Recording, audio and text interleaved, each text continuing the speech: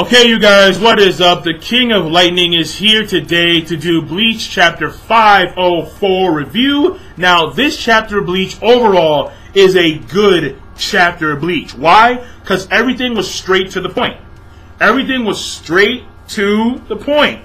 The flashback itself was straight to the point. The beginning was straight to the point. The ending, which was fucking awesome, was straight to the point. And the ending just shows you that at the end of the day, you still can't fuck with old man Yamamoto. Why is that? Because if you do, your ass is gonna get roasted like Thanksgiving turkey. You don't fuck with old man Yamamoto. Never. Never, man. This nigga said, fuck that shit. Weak, bug, yeah, slash, fire, fire. This shit was awesome. This shit was awesome. Yamamoto, for the mother fucking win all day, every day, 24/7, 365, and you fucking know it. Seriously, because it was like Driscoll Bursey got cocky. It's like I don't know why people always get cocky. Like, that's the way anime is sometimes. It's like in anime and in manga, the bad guys always get cocky with the wrong dude to fuck with. They always get cocky with the wrong dude. And Yamamoto in Bleach is the wrong dude to get cocky with. He got cocky. He was like, yeah, this is Morton's Bankai, lightning, bam, bam, bam, bam, bam. And Yamamoto's like, fucking, he took out the fucking sword.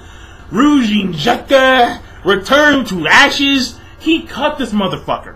I mean, it was, and like the graphic design of the burn itself was awesome. Because we're seeing Driscoll, and all of a sudden, his face just melts off. We see his skeleton. We're literally seeing his skeleton. And everything just being, like, burned off. Like, skin, flesh. Like, it was like, what the fuck, man? It was like, what the fuck? Yamamoto, you are a crazy-ass motherfucker. Do not fuck with old man Yamamoto. Do not get cocky with old man Yamamoto, or your ass will be roasted like Thanksgiving fucking turkey. So, right there, overall, a good chapter of Bleach. I liked it, alright? Now, oh yeah, and one more thing, before I get started with the summary. The pacing of this chapter, it was good. Why was it good? Because the pacing of the flashback was very good, okay?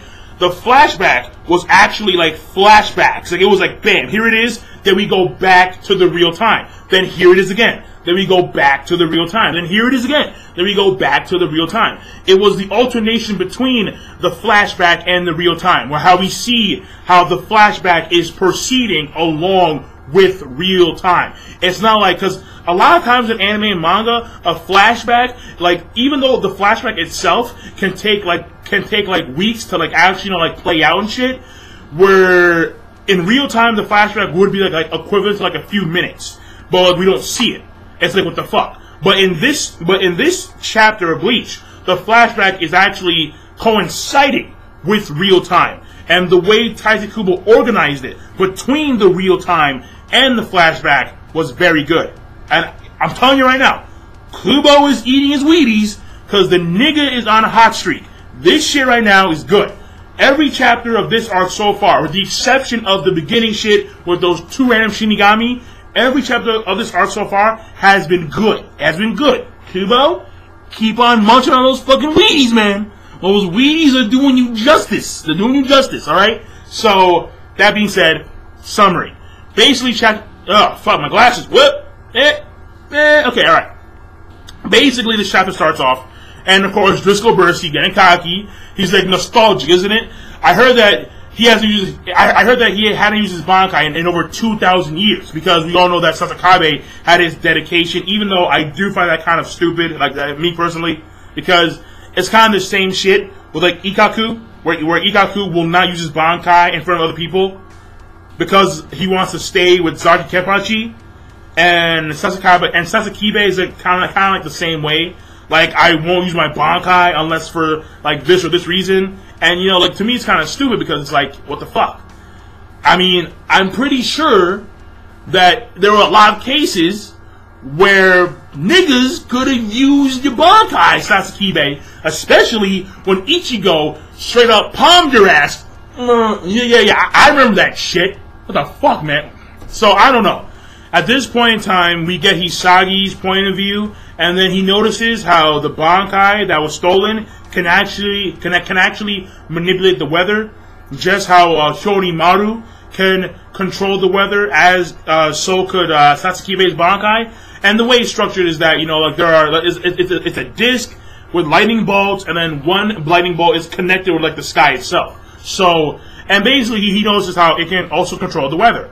And what happens is that Driscoll Bursey decides to utilize this shit, and he rains down a single thunderbolt on freaking Yamamoto's ass.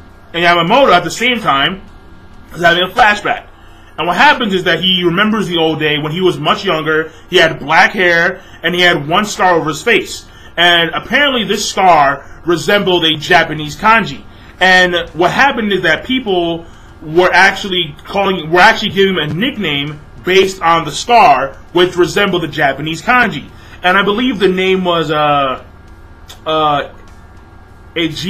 or Ejesai. I'm not too sure on that one, because I'm not Japanese versed, so I can't even begin to explain. But I think it was Ejisai. I think so. I'm not too sure. But basically, is that we see Satsukibe, and he's actually one of the people who calls him the Ejisai, the nickname based on the kanji scar.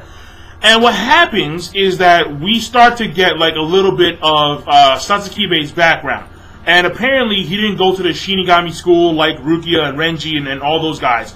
Apparently he decided to, you know, just solely be Yamamoto's right-hand man. And he is basing this on because Yamamoto told him to go train for Bankai.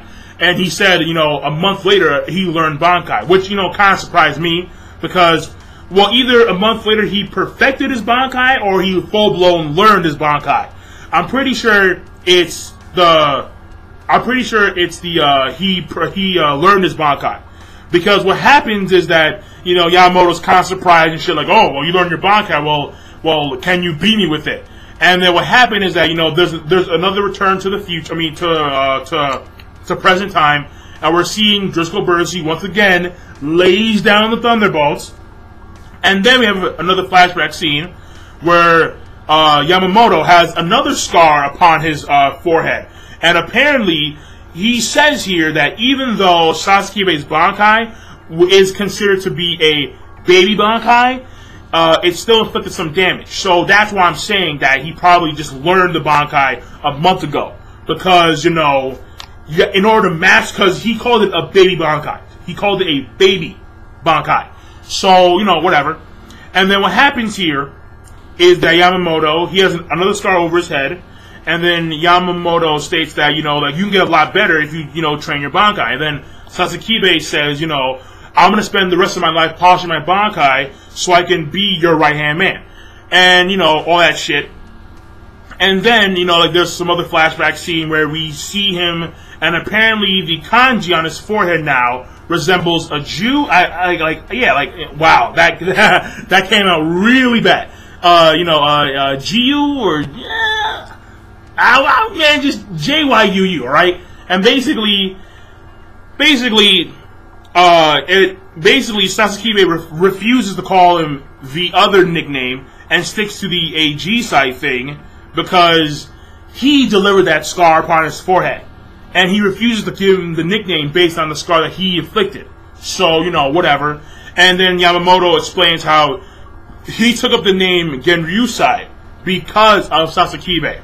And then we go back to the real time once again. Driscoll Bursey getting cocky as fuck, lasing down more thunderbolts, and then he's like, come on, man, show me what you got. Then we see the aftermath. Yamamoto's charred as fuck. And then we see, you know, Hisagi's like, I'm gonna go in there. He busts in there. Yamamoto's like, wait, mate! Yeah, it's funny. Mate! Like all that, you know how like, they do that shit in the anime. They overemphasize the words and shit. Mate! You know, just fucking, you know, all that shit. It's funny. I don't know why. It's funny. And basically, you know, Yamamoto has like a little speech. He has a little speech where, like, you know, he says that, like, he's talking to he's talking to Sasakabe, but Sasakabe is not there, but I guess he's there in, like, you know, his heart, I guess. And then he explained, well, this is at the same time, you know, Bursey is, again, lasing more thunderbolts. And then he says, you know, well, lightning bolts, technically the lightning bolts, whatever. And then he says, you know, Chojuro or Sasakabe, it must be bitter for you because you polished your Bankai for all those years, and you are certainly not on this level. And then we see him run in there, you know, return to smoldering ashes, swing, and then, you know, we see Driscoll Bursey literally getting every portion of his body reduced to ashes. That's pretty much what we're seeing. And that there is the end of the chapter. Now, overall, again, it is a good chapter. What I will say is that when it comes to the Bankai stealing of the Quincy, I don't want to say that a lot of them can't utilize the full aspect of their Bankai, because we saw Asnot and we saw him literally destroy Byakuya with his own Bankai.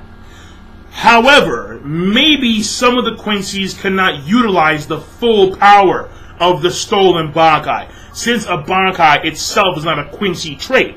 So that's why Yamamoto would say something of this nature, how he would state that the Bankai that you've polished for so many years is certainly not of this level, which implies that Bursey himself does not have full control over the Bankai that he has stolen. So that's why I'm saying that even though a Quincy may in fact take someone's Bankai, this does not necessarily mean that they have full control over that person's Bankai. So that being said, King of Lightning, and I'm done, and I'll see you guys later. This is Bleach Chapter 504 review. Look down below for the fan page. This shit, again, you know, it was a good chapter. It was a good chapter. Straight to the point, nice, crisp, smooth. So I'll see you guys later. Be sure to rate, comment, and subscribe. Peace. Signing out.